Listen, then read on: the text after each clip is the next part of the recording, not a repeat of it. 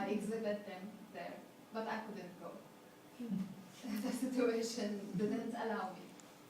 And this also about Nakba, when the students were studying at the camps.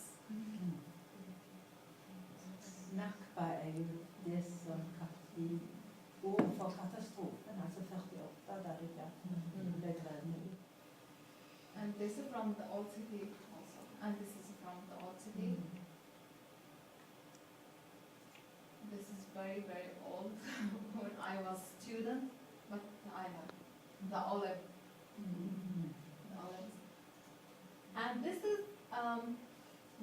I'm here with yeah. And when we were going to the village and paint there and take photos, and someone took a photo for us, and I really wanted to make it a painting because I thought I will make it different, and I did it. I painted us, and it was a surprise for the workshop. The man in the violet shirt in the middle is a little older. Was he also a student? No, he's our teacher. Okay. He's an artist from France, but he's originally Palestinian. Okay. He's Samir Salama. Hmm. He's a very good painter. And this is from Sebastian. Sebastian is a very old city from the Roman time, which Nablus is too, but prehistoric. You should go there to see as a tourist and just go there. Yeah. It's beautiful. We were there many times. I'm sorry, the pictures are very dark. I don't know why. I came back. Oh, I didn't realize. And this is also about Nakba, about the catastrophe, and when people were escaping from, because the Jews were killing people if they see them moving. So they were like Hitler at that time. They did the same. So people they told me that, and I read about that. At that time, you can see here people trying to go up the boat, because the boat will go directly, and if they didn't go up immediately, they will kill. Some of them, many of them, are killed in the water because they didn't follow the boat, or the military came and killed them directly, shot at them. And I heard many stories from the grandmothers and fathers about that. Many mothers left their children without,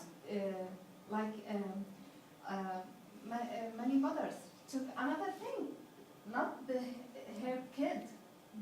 Maybe she took the pillow, not her kid, and that happened. And this mother get crazy, and she left her kid, and she didn't know anything about him. And many mothers fall down on the floor, and she couldn't come back to take her children, or the children fall down. It was very, very, very bad. You're right. From Europe and US to our sea. And other boats was taking our people to other places, and they don't know where. And in the invasion in 2002, when I was 16, I remember that very good. When the military called people to go from their to leave their houses and to go to school near the old city, I remember that very good, my parents and my uncles, because we were with our uncle and his family and our neighbors. We were 35 person at one room like this room. And no one wanted to go to leave the house because they remembered that. And if we went, we will never come back. We will not have a ceiling for us. We will not have a place for us. So I remember that very good, and I wrote that also in my novel. When I was 16 and I was seeing all that, I was thinking I will read, that's like a novel or like a movie. That's not real. And I was thinking, okay, I just have to put all that in my mind. When I will be older, I will write about that. But I thought maybe I have to be more older and to practice more or to be professional. But when I was 22, I just began writing. And I thought, oh, it's novel. I thought I would write it when I am 50. So it was a surprise for me. And I wrote about everything. Novel for me. But now I'm writing my second novel. But because I'm painter and novelist, that's not easy to make everything very quickly. And I have job every day, 8 hours. And this is the obstacle I was talking about, because we are in East Bank and in Gaza, we can't meet each other at all. And this was hurting me. If I love someone from Gaza, how? If I want to know someone, I didn't meet anyone at the whole my life from Gaza. When I came to Stavanger, at the first day I met Carmel in Auntie's house, and she's from Gaza, and I told her this is the first time I meet someone from my country in the other side. And I wrote about that in my novel, and I wanted to write about it, to make it true in the future. So I was talking about this situation from Narges and Ziad, the girl from East Bank. She's an artist and she's a sculptor and do her sculpture in Bruxelles. And she made him make sculpture instead of painting because he can't touch and he can't feel the materials. And this was helping, very helpful to treat him inside because he lost his whole family. So this novel about that. Is this the novel you're writing now, or was this your first novel? This is the first novel.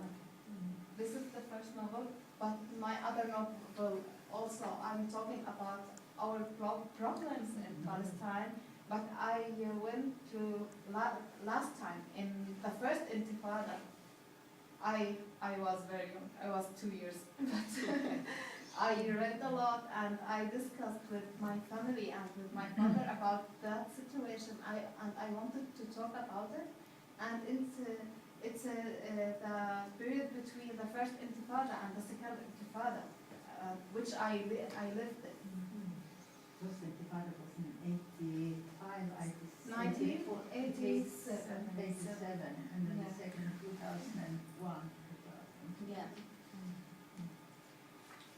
This is view from Kalpalarpa before it came Kelm or something like that. This is painting a little old, but it exhibited in UK.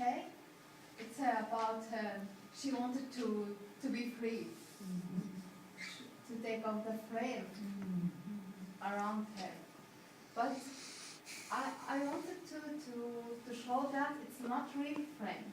There's flowers here, and the frame just inside our minds, not around us. If we didn't see it, it's not here.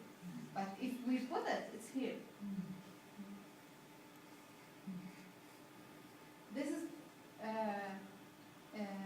I painted in Nablus and I exhibited here. I brought it with me. And this also, the Palestinian scarf with the gold coins.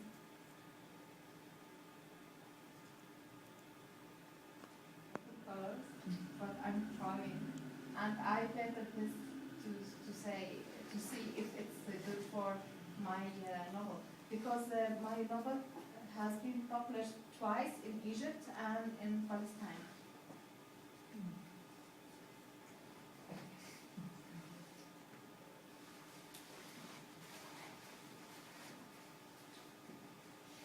I will pass quickly, maybe I talked a lot.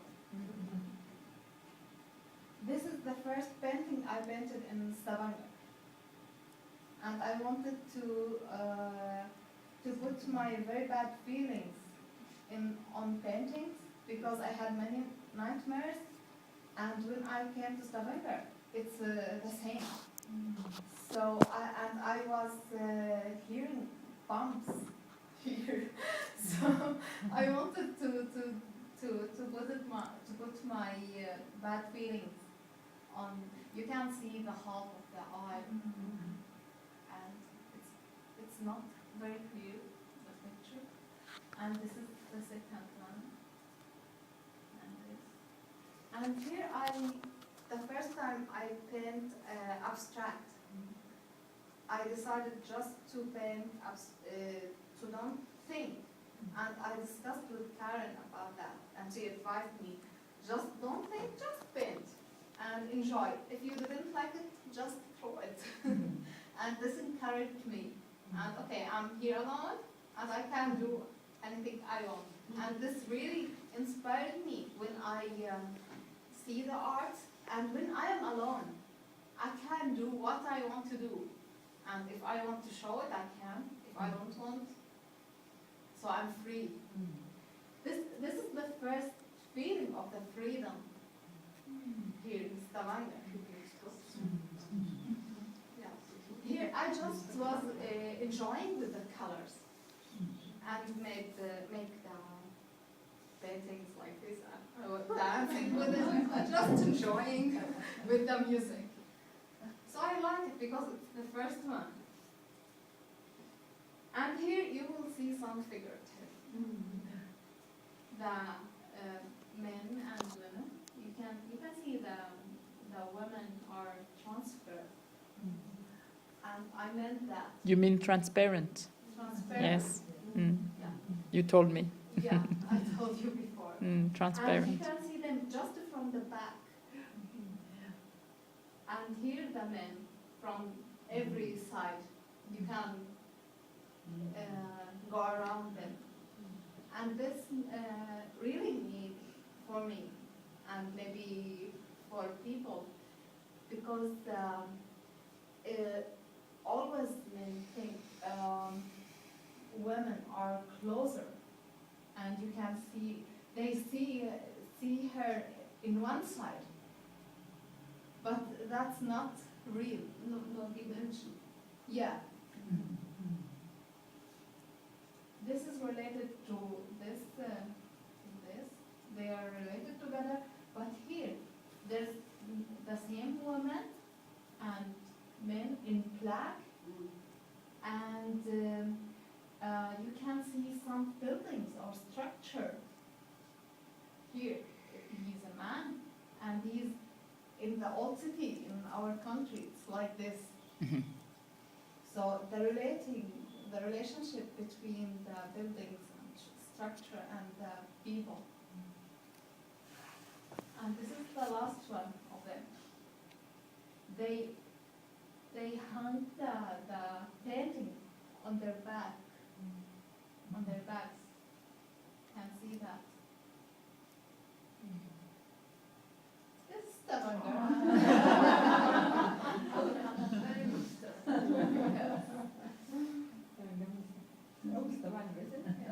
Yeah.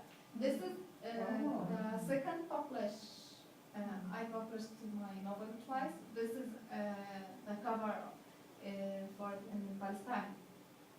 I made the cover, and I made many covers, many book covers for many writers. I'm sorry, I have just that in my computer and I put it. He's a writer from Egypt and this is his novel, Ma al-Haya. And I did the cover for him and for other writers. That's all. Thank you.